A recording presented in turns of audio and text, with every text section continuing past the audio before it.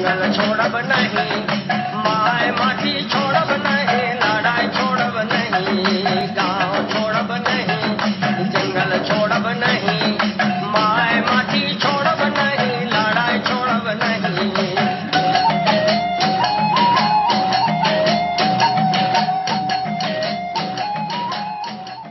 नमस्कार, मैं डॉक्टर अरुण कुमार। नया सामाजिक समूह है प्रवासी मजदूर।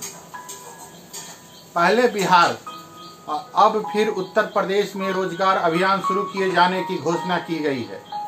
नीतीश कुमार ने जहां कहा है कि इसके तहत हर पंचायत में 3.43 करोड़ रुपए खर्च किए जाएंगे, वहीं उत्तर प्रदेश से सूचना है कि 1.25 करोड़ लोगों को रोजगार मिलेगा।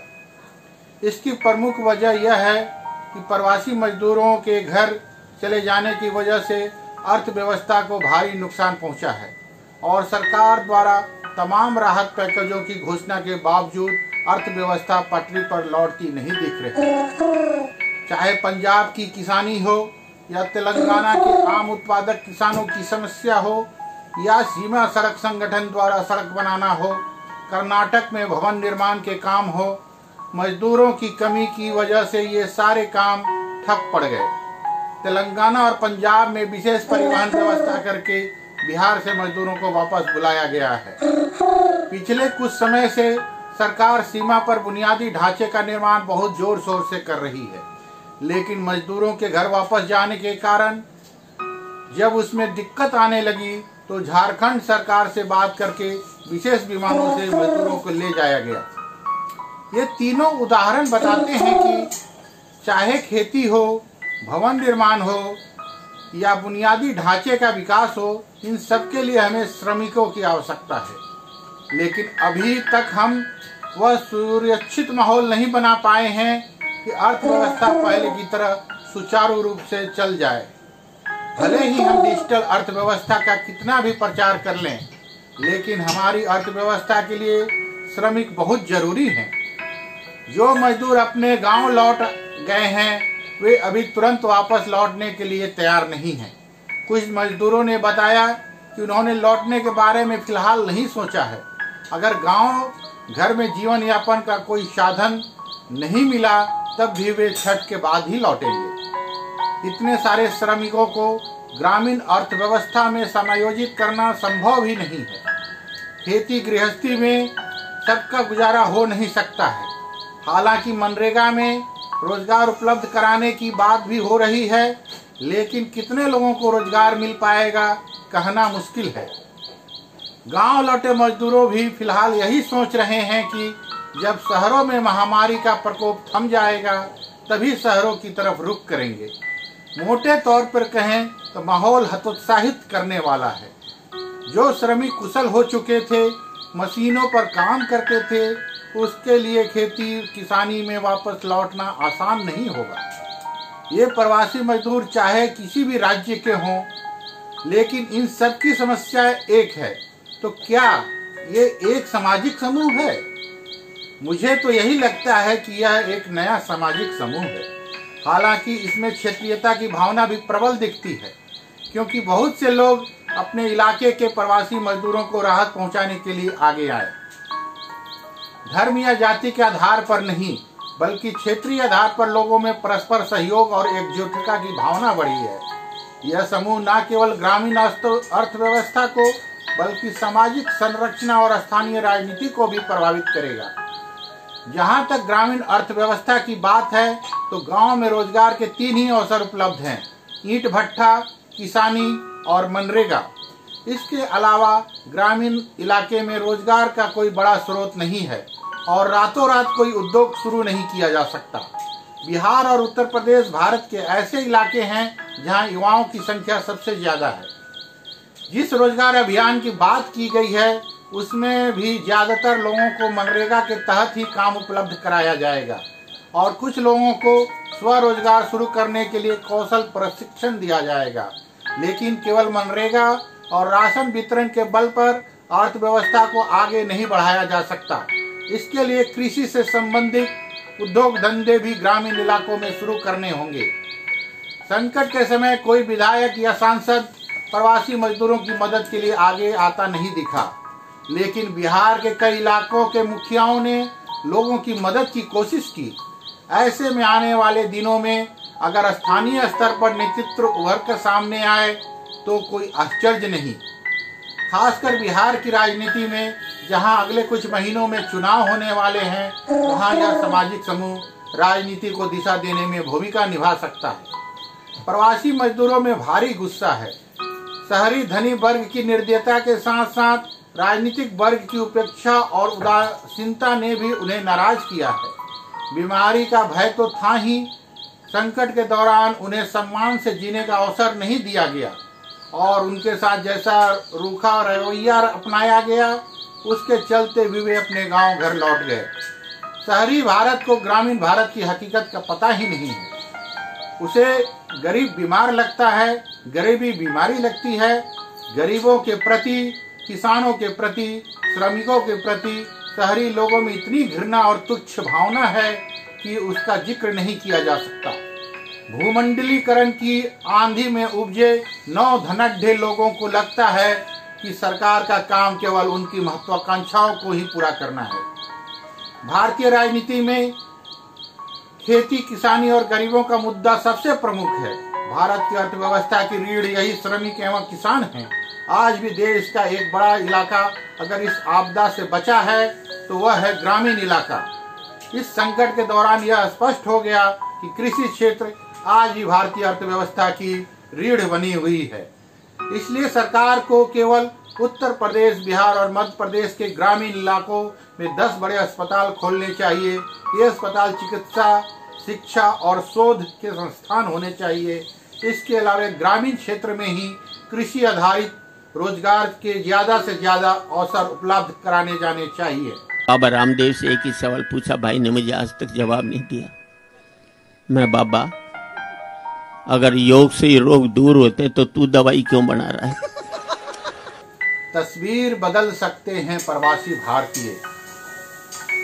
भारत ने कोरोना वायरस के चलते विदेशों में फंसे अपने नागरिकों को बचाने के लिए स्वदेश वापसी के प्रयास वंदे भारत मिशन की शुरुआत की। अब तक करीब 45,000 लोगों को वापस भारत लाया गया है।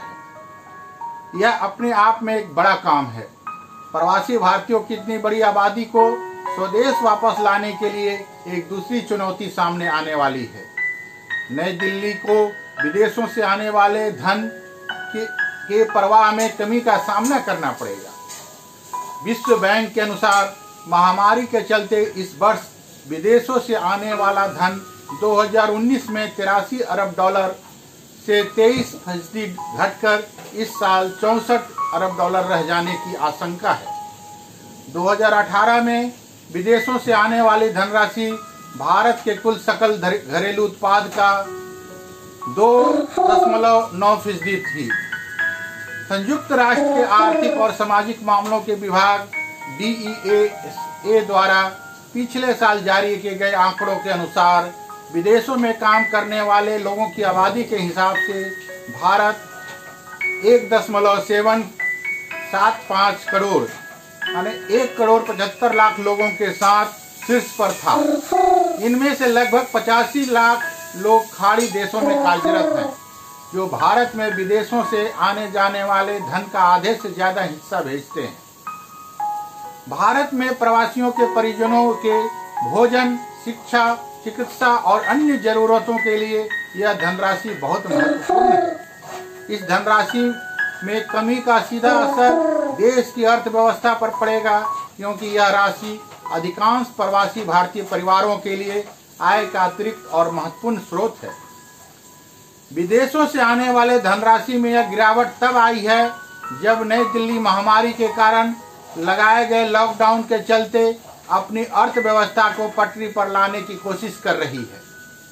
विदेशों में काम करने वाले जिन भारतीयों को वापस लाया जा रहा है, उन्हें देश में रोजगार की जरूरत होगी, जो कि एक बड़ी चुनौती होगी, क्योंकि भारत समेत दुनिया भर के बाजारों में सुस्ती के कारण नियोक्ता रोजगार में कटौती कर रहे हैं।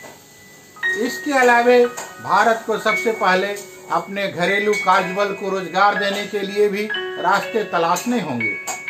केरल जैसे राज्यों में इसका आर्थिक असर सबसे ज्यादा गंभीर होगा, क्योंकि उस राज्य में विदेशों से सबसे ज्यादा धन आता है। इसके अलावा भारतीय उड़यन उद्योग भी प्रभावित होगा, क्योंकि कुछ कंपनियां भारत और खाड़ी देशों के बीच यात्री विमान से काफी मुनाफा कमाती है।